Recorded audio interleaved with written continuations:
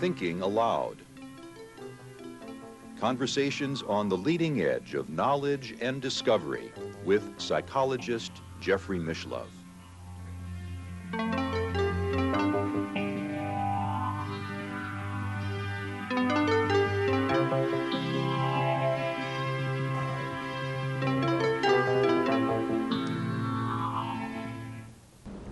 Hello and welcome.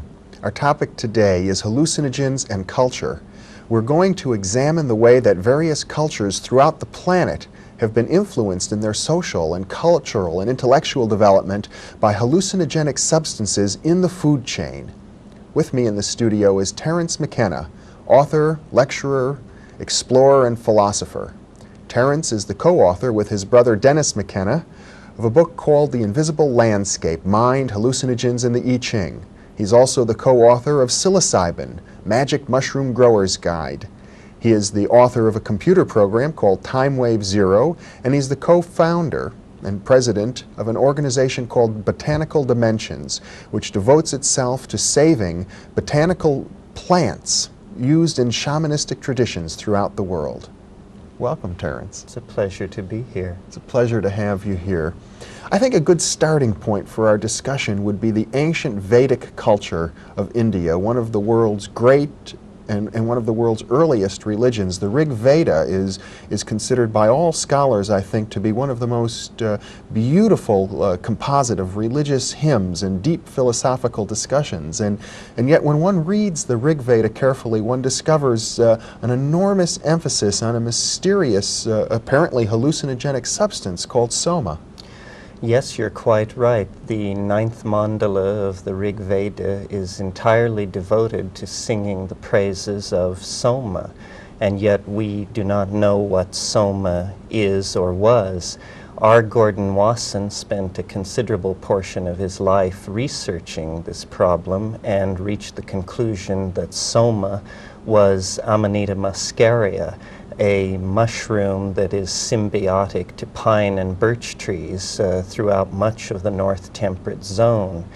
However, scholars have cast doubt on his identification of soma. Nevertheless, what we learn from Wasson's scholarship is that plants with hallucinogenic chemical principles in them have had an enormous impact on shaping the psychology of various cultures, both pre-literate and literate, throughout the world.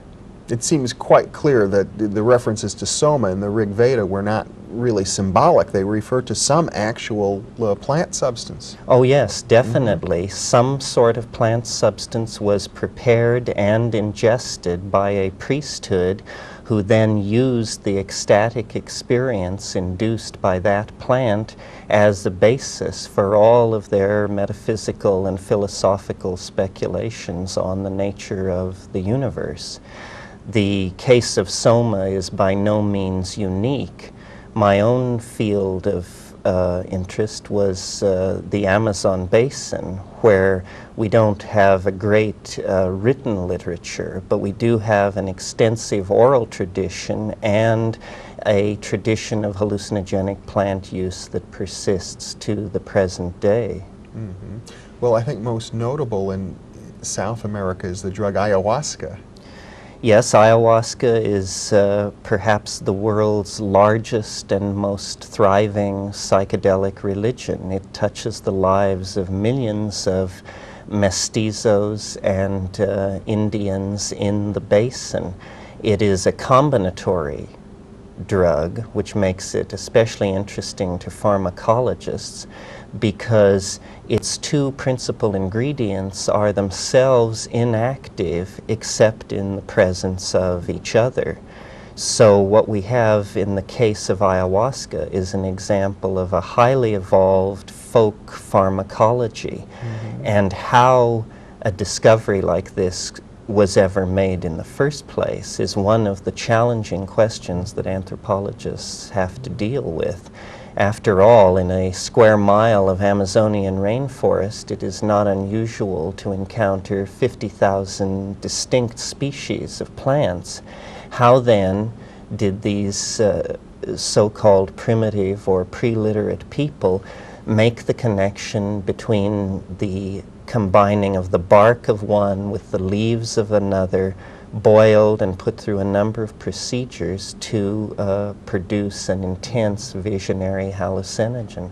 This is an extremely interesting and, to this day, unanswered question. Isn't it the case that I believe it was the German chemist who isolated this the chemical active ingredient in ayahuasca, originally named it telepathine? Yes, that's right. Based on field reports of the states of group mind induced by ayahuasca, which is also called yahe, he felt it was fitting to name it telepathine. Now, the rules of scientific nomenclature are such that the first name of a compound is always given precedent, and about 20 years after it was named telepathine, it was realized that the identical compound had been isolated around the turn of the century from the giant Syrian rue, Pergamon harmala, and named harmine. So today, the active ingredients of ayahuasca are known as harmine, harmaline, and tetrahydroharman. But your point is well taken. What struck the early explorers and ethnographers into the Amazon basin was the fact that the people seemed to be taking this plant preparation in order to undergo states of community group-mindedness.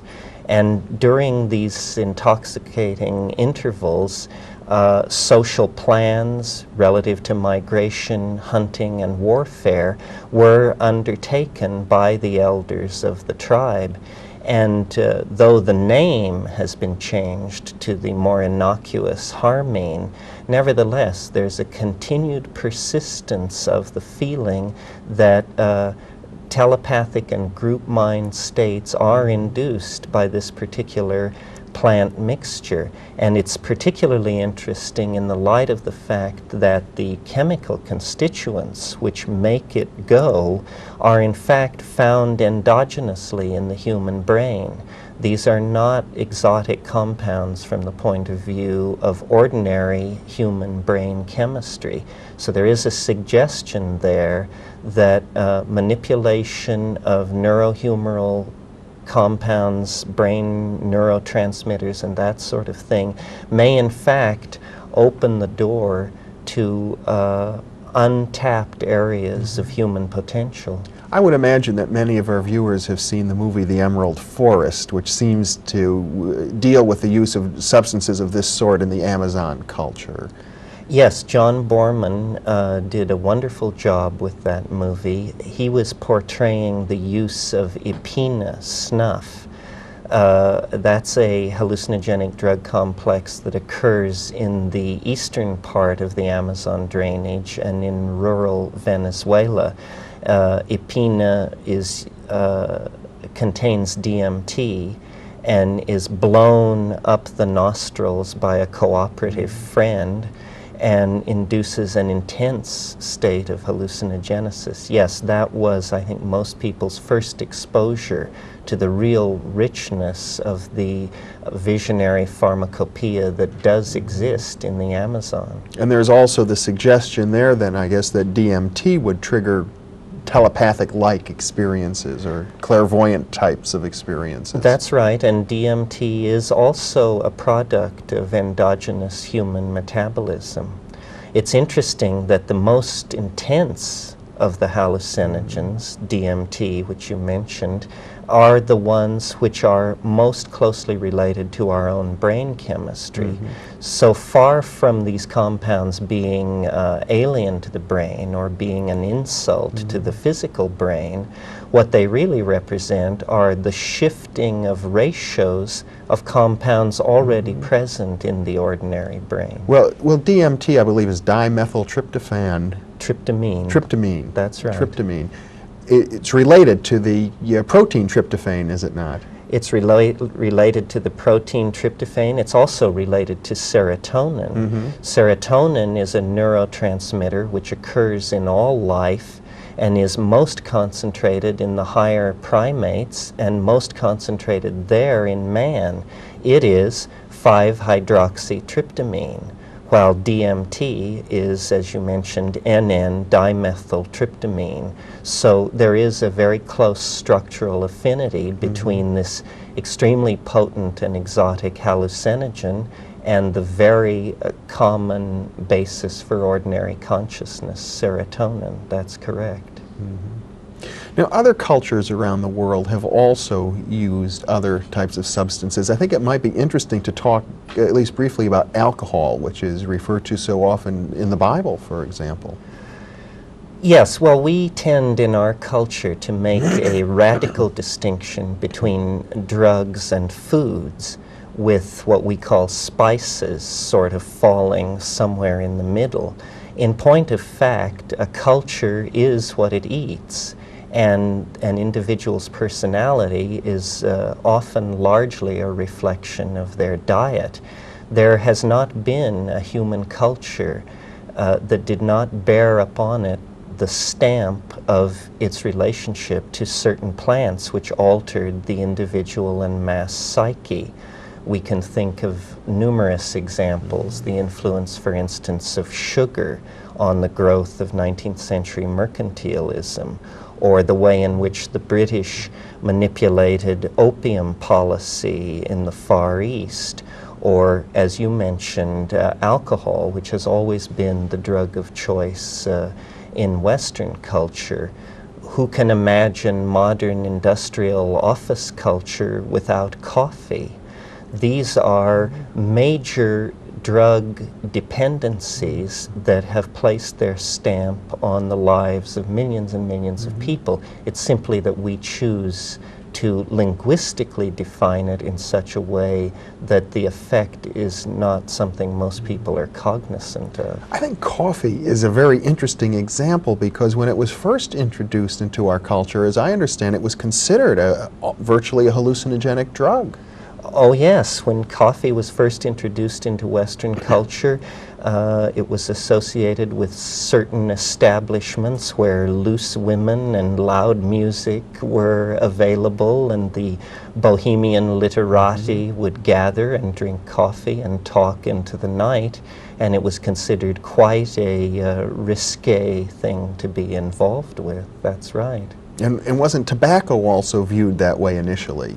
Yes, tobacco is a very similar case. The anthropologist Eduardo Luna has pointed out that tobacco, which had a history of millennia of use in the New World, was within 100 years of being introduced into Europe through Portugal, was being buried in the graves of subarctic Lapland shamans.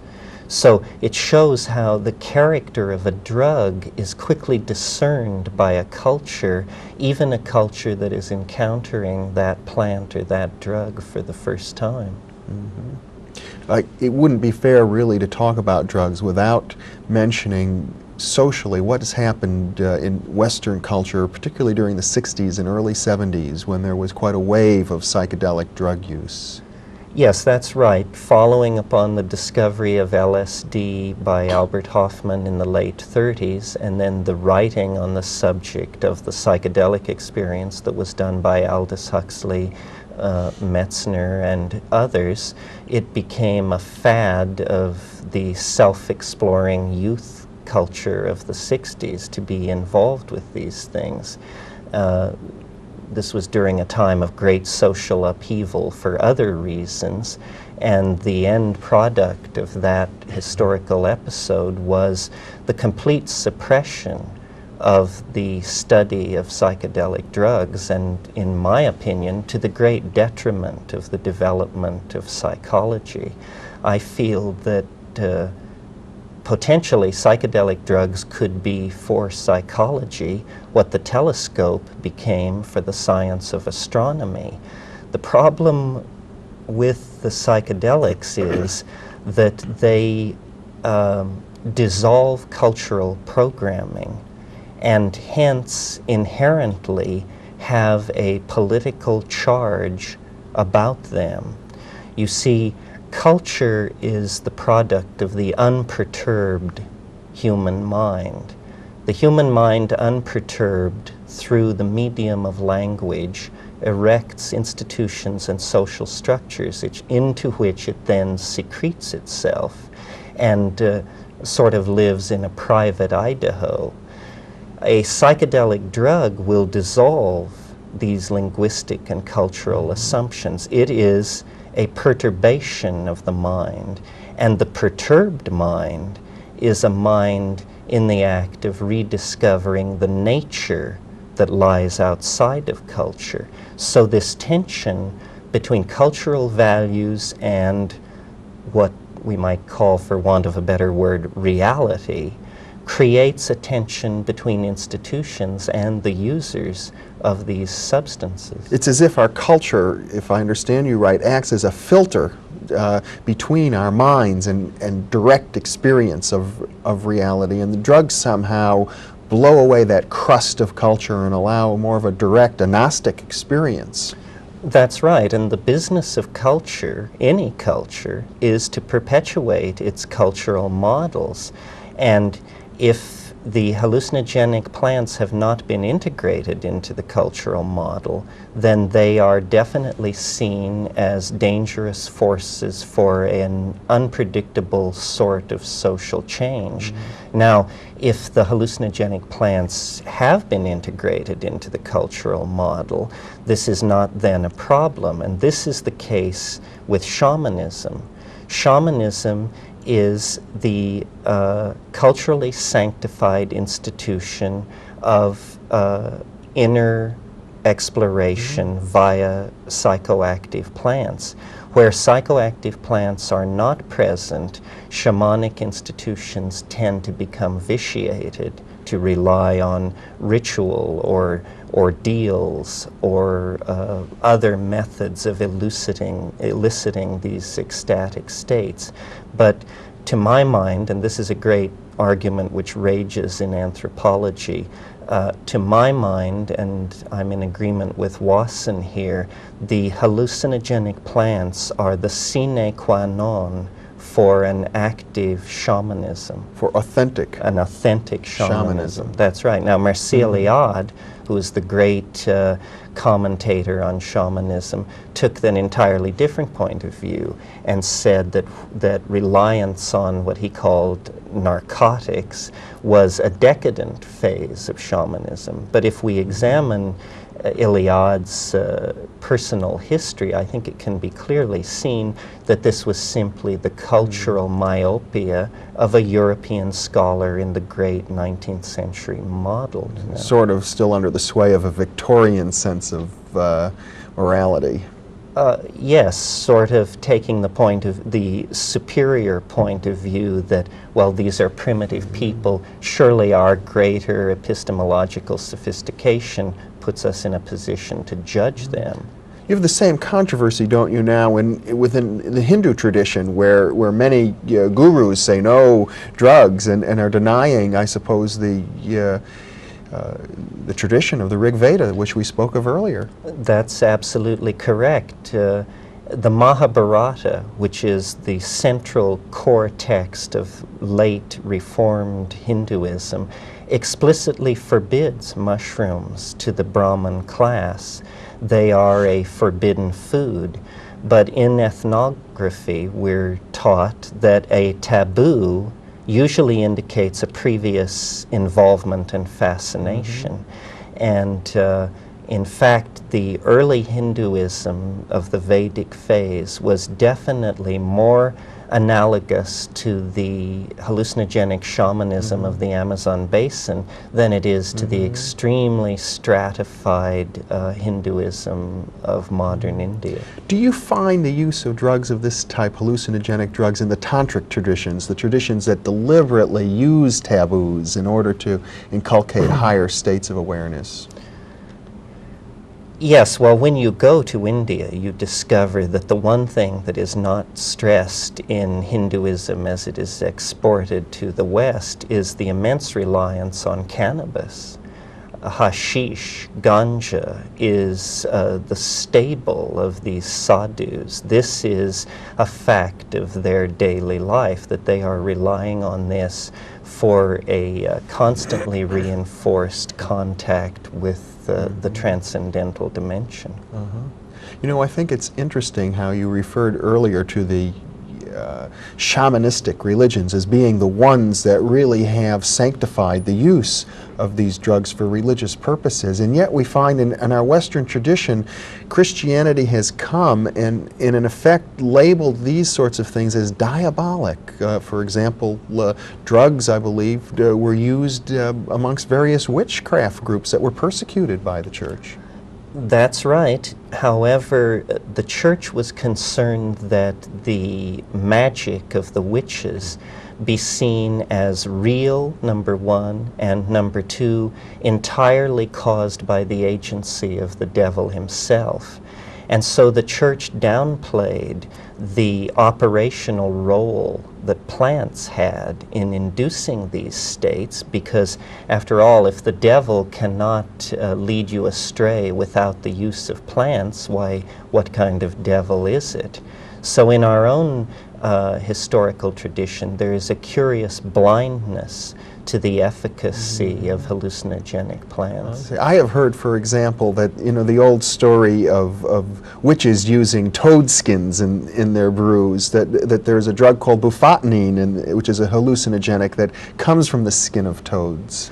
Well, there was excitement about bufotenine in the mid-60s. It was later shown to be non-psychoactive. However, since then, toads have been found which do secrete DMT-like compounds, and it's fairly clear that the cauldron chemistry of the witches, which relied on datura, hellebore, monkshood, henbane, these sorts of plants, was a powerful visionary chemistry. Although these compounds, the tropane alkaloids that occur in those plants, tend to be more deliriants and confusants than what I call the classical psychedelic compounds, which are more the tryptamines and the beta-carbolines. There are many chemical compounds in nature which are psychoactive, but a much narrower spectrum of these compounds are truly what we call psychedelic or mind manifesting.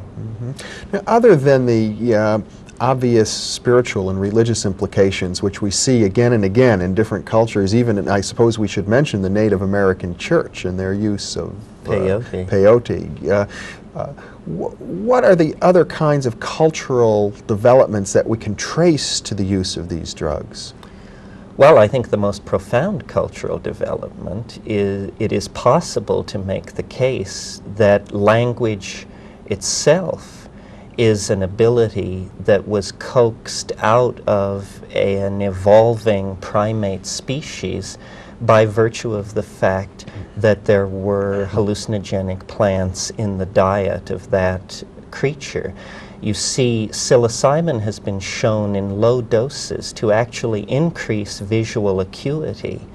Well, at the stage of evolution where human beings encountered psilocybin mushrooms, we were essentially baboon-like pack-hunting hordes of veldt-living creatures in Africa. In that situation, a compound which increases visual acuity will give a tremendous adaptive advantage to the animals that are including it in their diet. And those animals not including it in their diet will be quickly eliminated by the process of natural selection from the evolutionary scenario. So it's possible to argue that this mind manifesting quality of the psychedelics actually conferred an evolutionary advantage on certain primates who then were able to bootstrap themselves to higher and higher states of reflective self-awareness. This may lie behind the very early coincidence of cattle, goddesses, and mushrooms in the apparent obsessions of early man as reflected by the cave paintings on the Algerian plateau and in southern France and Spain. We always find the notion of the mystery circa 18,000 years ago connected with the idea of cattle, and we always find the cattle connected with the notion of the great goddess. Now, it may be that the hidden and third member of this trinity was a hallucinogenic mushroom of some sort. We've got only about 2 minutes left, but I wonder what the connection, I don't quite see it, between the mushroom, the cattle, and the goddess. The mushrooms grow in the manure of the cattle. When the hunting packs of early primates followed along behind the cattle, they inevitably encountered the mushroom, ate it, had their visual skills thereby increased, bred more readily therefore, and survived more easily than their non-mushroom eating cousins. And so the eating of mushrooms and the development of higher aspects of consciousness, including self-reflection, were thereby enforced, leading to the conclusion that it was actually a symbiotic relationship between early primates and these hallucinogenic plants that laid the basis for the appearance of what we call human beings. Well, Terence McKenna, this is a very interesting discussion. You seem to be suggesting that our evolution, I suppose, from the animal kingdom into the human kingdom itself was catalyzed or triggered by our encounter with these hallucinogenics. And yes, we are an ape with a symbiotic relationship to a mushroom, and that has given us self-reflection, language, religion, and all the spectrum of effects that flow from these things. yeah, and one can only wonder how these hallucinogens might affect our future evolution as well. They have brought us to this point, and as we make our relationship to them conscious, we may be able to take control of our future evolutionary path. Terence McKenna, thank you very much for being with me. It was a pleasure. For me too. And thank you very much for being with us.